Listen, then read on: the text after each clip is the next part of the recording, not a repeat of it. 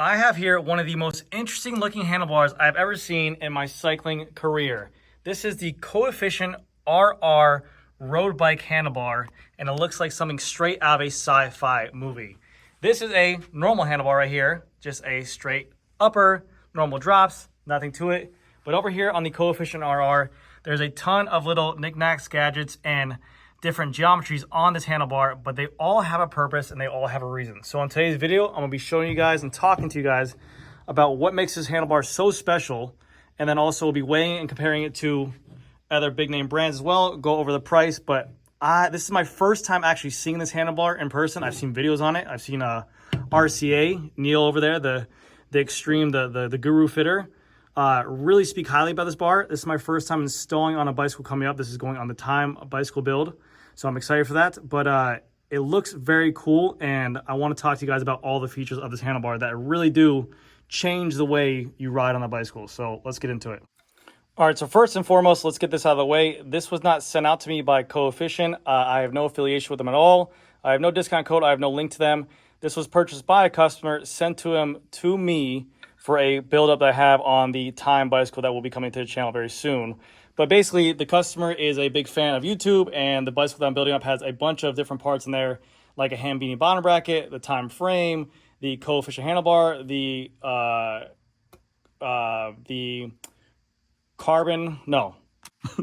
the Craft racing wheels by China Cycling, and then built up by GC Performance. So it's like if YouTube had a bicycle and all the influencers put everything together. But so what makes this handlebar special? Obviously, we can see we have a ton of different things going on here. We have the mounting point, which is here, a 31.8. We have a computer mount, a Garmin mount, whatever you want to put on there. They have a bunch of different mount pieces they can put here. That's out in front. So you have this whole entire area that looks definitely different than a normal traditional handlebar. But what comes into play is called this swooping top area of the handlebar, which really puts the handlebar into a different league of its own. And we'll talk about why this is so special. But also on here, we also have a bunch of different hand positions on here. When people ride on the tops, they usually look for some kind of comfort. Maybe they're fatigued. Maybe they just want to get a little bit more air, or maybe super tuck. We see people kind of rest their palms on here. So they have this nice little hand position right here for your thumbs with some indentations here. They have internal routing right here. You can go through the bar as well. You have points out of here as well, which is pretty cool. This is a 40 centimeter, and they usually say that this is pretty true to size. So if you run a 40 centimeter bar right now, you would get this handlebar in the exact same size you have as well. The drops have a 7-degree flare out.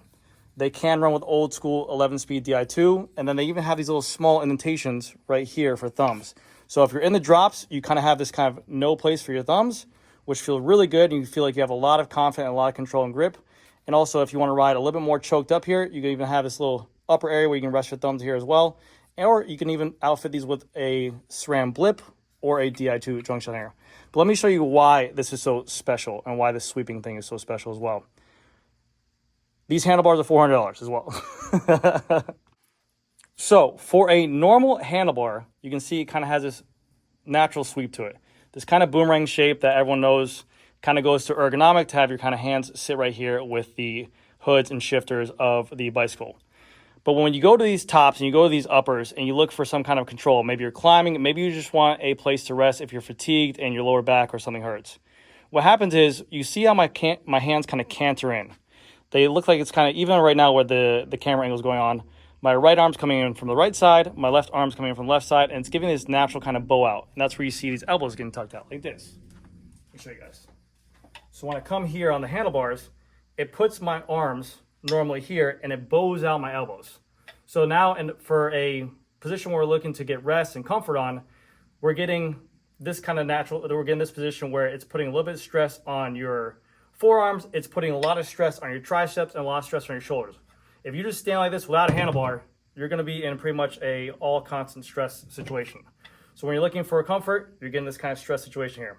Your elbows are flared out as well, which is creating a little bit of an unnatural draft.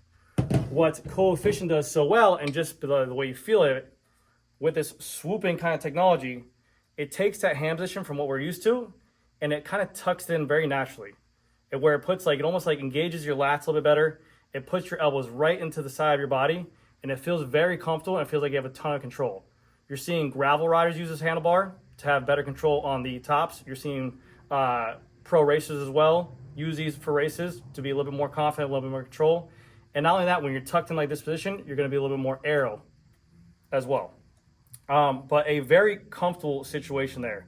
So if you're looking for that, your traps are going to be more relaxed, your triceps are going to be more relaxed, your forearms are going to be more relaxed, and also you're not going to have this kind of awkward angle for your wrists. It's just going to naturally put your body into this position, which is really cool. So they did a really good job with that. I think it looks very comfortable. I noticed that today when I was riding my bicycle on the Polygon. Just a little better example that I can give you guys. So I was riding on the Polygon today, and I found myself going to the uppers or the tops of the bars. Like I said, it has a natural sloping ergonomic to the bar, which is always what's happened. But as we can see here, when I rest my hands on here, it puts me into a, because of the shape of the bar, my hand rests naturally here, my elbows are flared out. Sometimes I find myself going to the center of the bar and trying to tuck in to get as aero as possible. But when I go to this position, I don't have as much control with crosswinds. So I'm here and I'm riding like this. I'm looking for some kind of relief because of the fact that I have no core. I'm sure some of you guys can relate, but I have no core and my lower back hurts. It's a great tricep, shoulder, and trap workout. My triceps are great. But what that coefficient bar does is it takes it, and once it slopes those tops inwards, it literally does this to you. Very naturally. And now you're more lined up. You're actually more comfortable. You're not having this crazy stress out here where your triceps are flared and everything's engaged. So it is a really, really cool looking bar. Big fan of that. Just holding in my hand like that, it feels very natural. And I got that handlebar before this bicycle ride, and I was actually paying attention to it. And I was like, damn, I would actually love to have that kind of feeling to this bicycle. Yeah, I know my trust was good.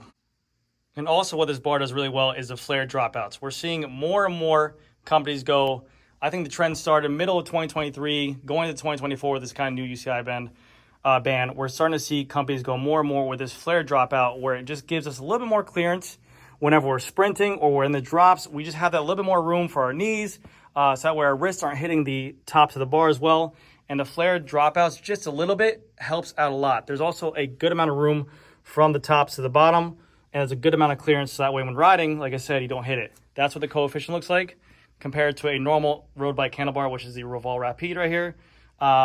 It's just straight up and down. This one has a little bit more clearance on there as well.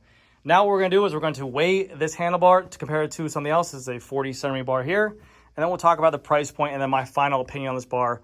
Would I ride this handlebar on my bicycle? So starting off, we have the coefficient handlebar. Now keep in mind, this has a built-in Garmin mount. And like I mentioned before, you can get this put on for whatever kind of mount you have. They'll actually throw it in for free. Just tell them what kind of mount you have, but they can do Lazine, Cat Eye, Garmin, Wahoo, whatever you want that built in there. And also you can add on a bottom for a light, a GoPro, whatever you want as well. You can also add on these little grips that are really nice, or you can bar tape it all the way up. But keep that in mind when the weight comes in play because this is extra. I think like an external Garmin mount going out on a normal bar is like 40 to 50 grams extra as well. So this right here is 344 grams for a size 40 centimeter bar with an included Garmin mount. Now let's go to our Specialized Rapide 40 centimeter bar, which is obviously going to be much lighter. But let's see if I can get this right here. Might have to get a box for this thing.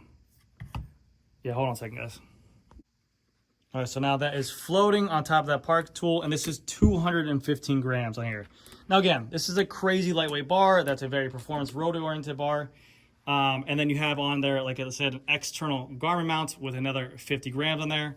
So I'm not expecting this thing to be the craziest lightweight bar in the world, but everything is about comfort nowadays in New World cycling, and we're definitely seeing that comfort is performance. If you're able to be your most comfortable on the bicycle, you will perform the best, just like in weightlifting. If you're weightlifting and you're pushing up the craziest amounts of weight and you're uncomfortable and your shoulder feels crappy, you're not going to lift as much. But if you're very comfortable in your positioning, you're going to perform the best you can. Same with road cycling as well. So that is a huge plus. Now let's get into price point. $400 for this bar compared to other road bicycle handlebars going for $300. I don't see this kind of being outside the realm. Nowadays, with everything being a one-piece bar and stem combination ranging anywhere from $600 to $1,000, like you have Pinarello Most, you have Madone or Bontrager with their $600 bar, you have the Revol one-piece bar as well being $600. This is not out of the realm of crazy. This is definitely a high-end bar meant for high-end things. But if you really do value comfort, and let's say your handlebars, or you're just looking for something that works really, really well, give this a shot. Maybe you've been trying different handlebars and you're looking for something that just is different. This definitely has a place in that option. Or maybe for graveling or climbing, or you spend a lot of time in the tops of the bars, this will be a game changer for you for sure, because it has so many different ergonomic positioning for this handlebar, which is really, really nice. Now for my final factor on this bar. Would I ride this bar on my bicycle? For me, guys, I am a big guy, or a big keen on aesthetics. I really, really do value what a bicycle looks like. I need to want to ride that bicycle. You ever seen that meme where like you kind of walk into your room, you stare at your bicycle, you're like, damn, that thing looks good. It makes you want to ride the bicycle. That's something that I value a lot, especially working in the bicycle industry, especially doing these crazy dream builds all the time. I'm the type of guy that will buy an OSPW just because of the fact that it looks different. I'm the type of guy that will buy a gold chain for the bicycle to match something. I'm the type of guy that will buy tan wall tires because it gives the bicycle a different look, even though they're known to get flats more. I'm not looking for crazy amounts of comfort because I'm not doing 100-mile rides. I know what my limitations are. I know that when I ride a bicycle, my body will be sore. I am 32 years old. I have lower back issues. I have a full herniated disc, L5, L4. I have sciatica nerve pain down my left leg that I do PT and do exercises to get me out of it. I know what my limitations are. I know that if I do 60-mile rides, it will hurt me. So, yeah, it is what it is. I mean, I do really value, like this Vasion handlebar, I think looks really, really good. This BMC handlebar looks really, really good. A Rovala handlebar looks very, very good.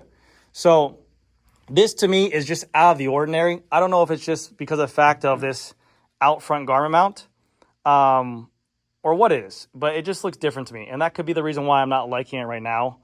But as of right now, I'm fine with how my normal handlebar performs on my bicycle. But if you are someone who looks to value that, or maybe gain more control or confidence for gravel riding, for climbing, whatever that case may be, this is a really, really good, viable option for a road bicycle bar. But there are plenty of different options out there as well. But myself right now, I'm fine with that. I don't have any issues. I go to the gym. I know I'm going to work out. I know I'm going to be sore next morning. I ride my bicycle for 60 miles. I'm going to be sore next morning. This is just kind of what I'm used to right now. Maybe once I get a little bit older and definitely want to think all about comfort, we'll go down that rabbit hole. But as of right now, I'm fine, but we'll see what happens. Anyways, guys, that's going to do this for this video. One last thing to touch upon. This is UCI legal. So that is a big plus if you're looking to compete and kind of get a one-up.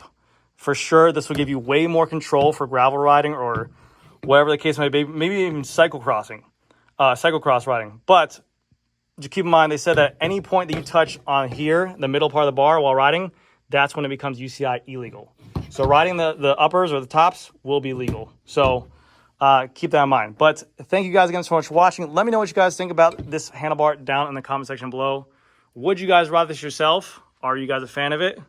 Who knows? We will see. But anyways, guys, thank you guys so much for watching this video. I'll see you guys in the next video.